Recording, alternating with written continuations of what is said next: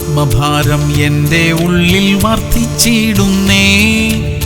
ആത്മനദി എന്നിൽ കവിഞ്ഞൊഴുകിടുമ്പോൾ ആലസ്യം പൂണ്ടിരിക്കാനാവില്ല ലേശവും.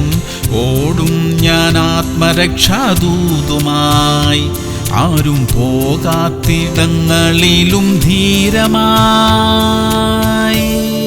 സങ്കീർത്തനങ്ങൾ 118:17. ഞാൻ മരിക്കയില്ല, ഞാൻ ജീവനോടെ ഇരുന്ന് യഹോവയുടെ പ്രവൃത്തികളെ വർണ്ണിക്കും. പ്രിയമുള്ളവരെ, കോവിഡ് കാലത്ത് ഹൃദയത്തിൽ ഭയം തോന്നിയിരുന്ന സമയത്തെല്ലാം ഞാൻ ആവർത്തിച്ചു പറഞ്ഞിരുന്ന ഒരു വാക്യമായത്. മരണഭയം പിശാചു കൊണ്ടുവരുന്നതാണ്. അപ്പോഴെല്ലാം ഈ വചനം പറഞ്ഞ് ധൈര്യം പ്രാപിക്കണം. അതെ, ആ കാലത്തിൽ ദോഷമായിട്ട് ഒന്നും നമുക്ക് സംഭവിക്കാതിരിക്കട്ടെ.